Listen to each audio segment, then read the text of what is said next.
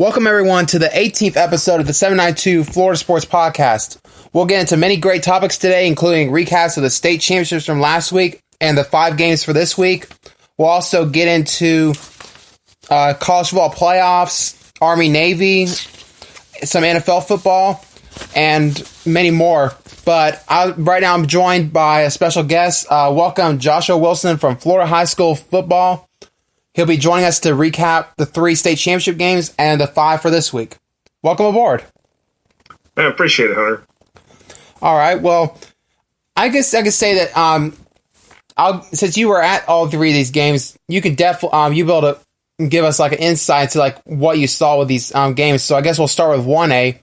Madison County won 70-35 over Blountstown, and even in a loss, Blountstown's running back set a new state record, which was set the previous night in a game that we'll get to shortly in a short bit. But overall, just what was your thoughts from a game that had a total of 105 points between the 2 schools and still a running clock? Well, it actually technically didn't come down to a running clock at the end of the night because it's just it actually never actually got to a running clock. It's a matter of right at the very end it did, but when Madison County just really they started off slow. Blountstown kind of had their say for a few minutes, but at the end of the night, Madison County is just. They're a good football team, and I have to quell the critics. You can say that Madison County might not be a 1A team all you want, but at the end of the night, Madison County is right where they should be, right where the population numbers are at. If you go down US 90, go try down US 90 through Madison. You'll see a lot of boarded up places, a lot of boarded up businesses that used to exist. Madison's just they're losing people. There's no industry in Madison County. Football is what they live on, and football is what funds all the other sports that go on in Madison County. So, the big thing there is that Madison County just they've worked hard, in this senior class that's graduating, to be the leaders, from sophomore year through now, to lead them to 3 straight state championships. It's kind of huge, and to be honest with you, it's just, Blountstown's got its own good feel-good story. Despite the fact that, they lost a game, there's a feel-good story. 14 months after Hurricane Michael, they're sitting there playing for a state championship. And, there's a lot of emotion for them, the fact that the roster has been running about 25, 30 most of the season, and in Madison County's been really technically under a roster of under 40 for most of the season. What more could you define small town football? It's just that, Madison County is just, they do it from years. They start from Little League and they work their way up learning the system. I know Blountstown is kind of the same way in learning things over the years, but, for a program like Blountstown and Trayvon Smith for doing what he did, it's kind of like you have to backtrack into the 3A game because the 1A game was Saturday night, 3A game was Friday night. You have to go back to the 3A game. I know I hate to steal your thunder here, but you have to go back to the 3A game on Friday night when Thaddeus Franklin out of Chaminade Madonna broke the state rushing record that had been set since 1996 when Travis Henry of Frostproof had ran for 328. Thaddeus Franklin set it for 333. Well, Trayvon Smith says, hey, basically, here, hold my water real quick. I'm going to actually do it. I'm going to show you him better. and that's what happened. That's going 365 yards. Well, wow. At the end of the night, you're not going to see a record broken like that again for a long time. A lot of people thought, I'll say this. If Derrick Henry and Muley had gotten to the state championship game, I want to say 2012 was the year, 2012, when it was senior year. If they had actually gotten to the state championship game, there might have been a chance he could have broken that record. But the fact he never got there, the record stood still, within the state, because this is a state championship game only record, not overall playoffs. So with that in mind, Trayvon Smith, just literally said, hold my water. I'm going to show you even better. And at the end of the night, to be honest with you, and I've said this to many people, you're not ever going to see two performances come back to back like that in a state championship game ever again. I don't think we're going to see that. I don't think you're going to see a record breaking performance be shattered in another 24 hours by another record breaking performance. It's just I don't. It's just one of those. The stars and the moon, the stars aligned right, and the moon must have been sitting there shining down real brightly. That it's one of those things. And at the end of the day, Blountstown, there's nothing to hang their head over. For them to get the state championship game, win 13 games in the season, yeah, you lost to Madison County. Yeah, I know the score was 70-35, but there's nothing to be upset over. In Madison County, hats off to them. Head coach Mike Coe, he does a fantastic job. I mean, there's actually a special bond between Madison County and Blountstown. A lot of people overlook it. Madison County delivered supplies and goods to them after Hurricane Michael, like several rounds of supplies and stuff. So, it's one of those surreal things, and to be honest, I did get to go out to Blountstown on Friday, the day before the game, and it's still, it's you look at the area and you're like, how did people survive this? Even though it's a little bit different, than what it was 14 months ago, there's still a lot of things. You can tell, that not everybody's totally back on their feet, and you're still sitting there thinking, how did people survive it? How did people get through this? It's one of those things, but at the end of the day, you had to go out there and play 48 minutes of football on the field at Gene Clark Stadium, and that's something. Once we get through all this, I'll describe the experience of playing at Gene Clark Stadium compared to the last 12 years that was played in Orlando, because that's a whole different experience and a different way of state championship games being played. So, at the end of the day, hats off to Madison County, Visonta Allen, five rushing touchdowns, 2 passing touchdowns. I mean, he had a heck of a night. So, and then of course Jalen Smith with his 365, 5 touchdowns. I mean, shoot, that's still that was a game of nearly 1,000 yards offense. I mean, that was probably the highest offensive output we've seen in the state championship game since 2012 when Apopka and Cypress Bay went to a 53-51 decision. Wow! And that was loaded with over 1,100 yards of offense during that game. So Madison County was 1 touchdown away of tying the state record of most points scored in the state championship by one team, and Venice holds that record that was set in 2000. So there's that. Well, I will say also, you mentioned Derrick Henry. The only thing I would point out with that is I did notice in the playoffs, when they had to face like stronger teams, they would key in on him. They would just load the box. That's probably what would have happened if they had to go face a state caliber team in the finals. Because that Derrick Henry was Yulee. He was that team his senior year. He carried them. Right. He pretty much carried them to the playoffs. Yeah, exactly, and that's the big thing.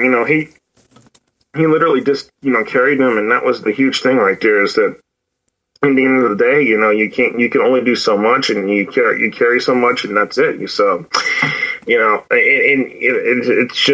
it's just the way it is. But for again going back to the 1A state championship, Madison County just literally, Madison County kind of wore Blountstown down. Blountstown, they were trading scores, and then Madison County just finally got it together and said, you know what, hey, here we are. We're here to play for the state championship. We're playing pretty much almost right near home. We're going to go and win it. Blountstown was saying the same thing too. It's just a matter of could Blountstown stay with them, keep up with them. At the end of the day, it proved otherwise, but still, it's one of those games where it's just like, you never expect to see 70 points scored in the state championship game. Well, here, we saw it. So, what I'll ask is this: I actually kind of, I don't have a problem with Madison in 1A because at the end of the day, even though they may be facing teams with much smaller rosters in the playoffs, I will at least give them credit. They will schedule up in the rare season. They'll play a lot of tough teams. They play teams like Columbia. They play Lakewood. They play Clearwater Academy. They played right, and that's who was it? There was another team, Dunellen, a 5A school. It was a playoff team as well. Right. So and that's the big thing. That's the big thing right there is that and that's what Coach Coe said is I'll put my schedule up against anybody in this state.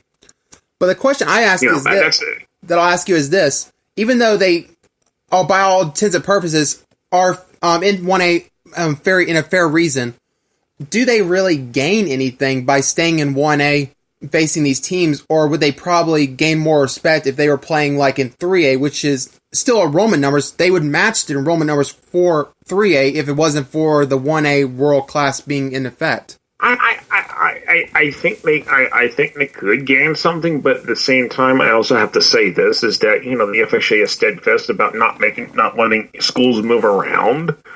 I mean, I think the FHA, in my opinion, could be more in terms of loosen up, like let the schools go up, but I would never let the schools go down.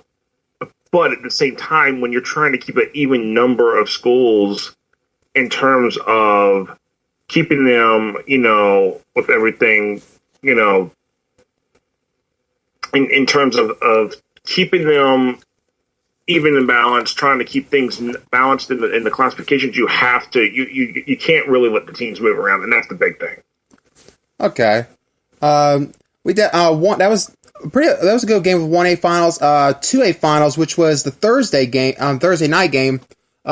Champagnat Catholic defeated Champagnat. I'm never gonna get. I've tried to get that thing named right. It sounds like even when I say Champagnat, it sounds like a French wine. I believe it actually is. It's a French name. In fact, I've tried to say it a million times. I can say it differently every time. So it took me a while to get it right. So I know the feel. They knocked off Victory Christian 35-14. This game, I thought this game would be a little bit closer, but I'm not surprised with the winner result. But it was good to see Victory Christian put up a fight, and they hadn't really been there in very recently in the finals. So it was nice to see some new blood. It's been about 6 years since they had been in the state championship game, but at the end of the day, it's I said this in my preview last week before the game. I said, if Champagnat was to shut Cornelius Shaw down, they win the game. What did they exactly do? They shut him down. They held him up. He didn't. He had one of his worst nights. And and Victory really kind of maybe found the passing game a little bit too late. For a team that never really threw the ball much during the season. Champagnat's a different story. Champagnat threw the ball. Champagnat would run the ball. Champagnat would play defense. So at the end of the night, Champagnat played a complete game, and they did exactly what I thought they would do and shut things down and, put Victory into a situation that they were not used to. And, it comes down to the schedules, Hector Clavijo, who is the head coach there at Champagnat, he doesn't want the losses. He doesn't want to be undefeated. He wants the losses. He wants to play those good teams, like the Lowndes, like teams in Tennessee that he's played, the teams that are going to challenge him. Because at the end of the day, what does that do? It gets them ready for the state championship. It gets them ready for a deep playoff run. To be there 4 consecutive years, you've won 2 titles, and over the last 4 years being there for the state championship game. It's quite impressive. You got to give hats off to Champagnat, and they've got talent. They probably got some talent that could play at schools like Miami Central, Miami Northwestern, Booker T. They play at Champagnat. It's a small 2A school in the middle of suburbs of Hialeah. I think they actually picked up a few transfers from Carroll City and Central last offseason. Right, and that's the big thing. And it goes back to my point. These kids can be at the bigger schools in Miami-Dade, and they're not. So it's a hats off to Champagnat for what they were able to do and what they've been able to do, and just being a 2A school. But they were the most talented team in 2A this year, and they want to play those tough games. That's how they prepare. And for Victory, Victory probably will need to look at their schedule in the coming years and realize, hey, if we really want to get that state championship, we're going to have to maybe adjust and maybe play a tougher team. Maybe we have to take a loss during the season. Maybe we have to take a couple of losses during the season in order to find themselves. The best team, a lot of the best teams, there's good teams that will go undefeated win the state championship. But most of the teams that get to the state finals have at least 1 or 2 losses on the record. It's very hard for a team to come into the state championship game with being an unblemished record. It's very hard. Blountstown did come up with an unblemished record, but they suffered their first loss. Blountstown did play their tougher teams out in the Panhandle area. So it's just one of those things. But Champagnat had like 3 losses. They were 6-3 on the regular season. So and they played some incredibly tough opponents along the way. All right.